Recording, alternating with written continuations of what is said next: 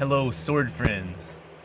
So today I'm going to open a sword that I custom ordered and is a troll sword. So first I want to show you my unboxing knife. And as you can see that I have a stainless steel blade that is for costumes. It's not a sword, it's just a dummy sword. But I did try to sharpen the edge, and I tried to install a handle that would stay together. So you can see I've got these two riveted plates of iron. And what you end up with is about a gladius with a very heavy handle and a very durable connection here. So although that blade is not sharp, it's like a paint scraper of knives. A paint scraper is to knives what this is to swords. I mean, you can really do a lot of stuff with it, and it's pointy enough to stab into materials. Materials such as this. So you will see that it does not cut very well. It's difficult to cut with.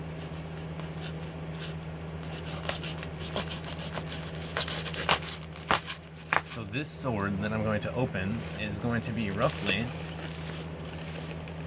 the same size as my unboxing knife.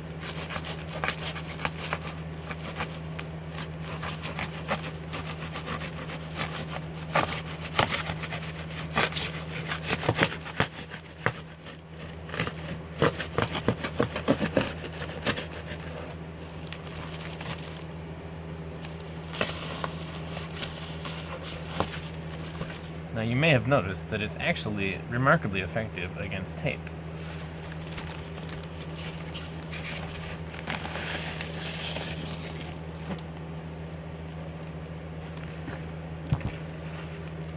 So this sword I purchased from a YouTuber, a Facebook friend who is the daughter of a swordsmith, and so she works in his company, and I don't know his name, and I really don't know her name. Her name is Jirong He, but she goes by Amphy Her on Facebook, and it's an interesting thing because you want to talk about what makes the good sword and stuff like that, and who's the good sword maker, and technically speaking, they don't check all of the boxes because they are making swords for a specific clientele, a specific market that became available as a result of people not buying swords for war. So people buy swords in China to hang on their wall, and then what happens is the sword is never going to be functional. So people want to imagine what they think is better in a sword, and they are wrong. But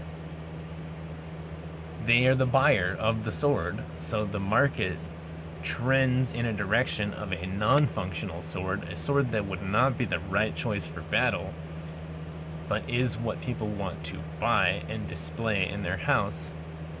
And you can really argue about what it is that makes a sword good versus what it is that a person who's not a swordsman would be able to use better. So people say, oh, you don't want a heavy sword, but actually maybe someone who doesn't know anything about swords, can't use swords correctly, maybe they do want a heavy sword because it's what's going to work for them. If you give them a really lightweight sword that's,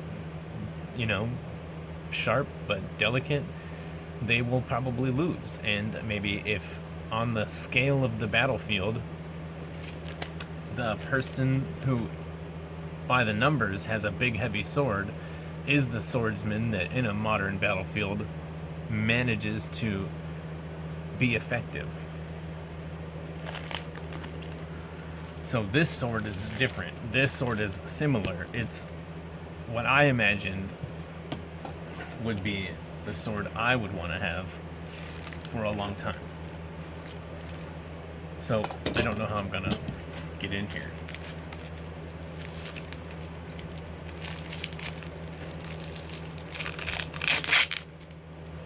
And what it is it's very heavy, it's very solid,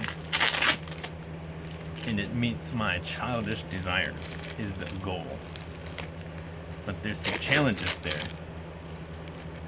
because in order to be sharp, it needs to be thin. And most of the sword is not thin.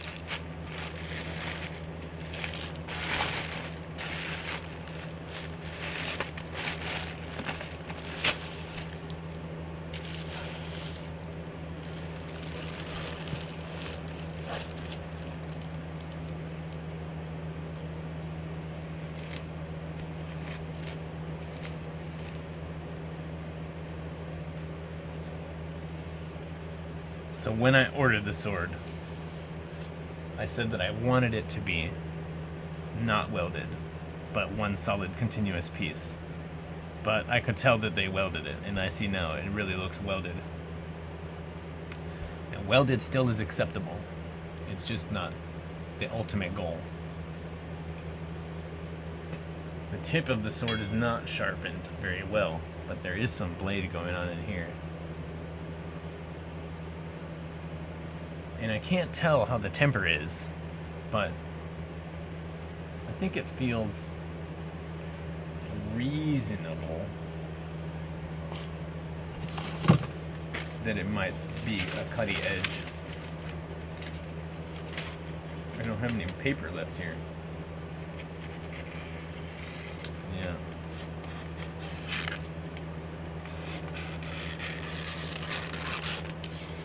Well, it's not sharpened at all, and I didn't think it was. But even a dull edge, when the metal is hard, it will properly tear the paper. So you can see that it's quite thick in the spine. And that's the goal. And then it stays, actually, it's pretty thick. I'm not sure what we have going on here.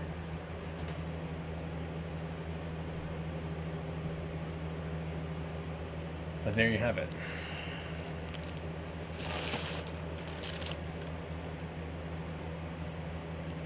So I'm gonna check it out. I may try to sharpen it, but I may not try to do that right away. And see what I like.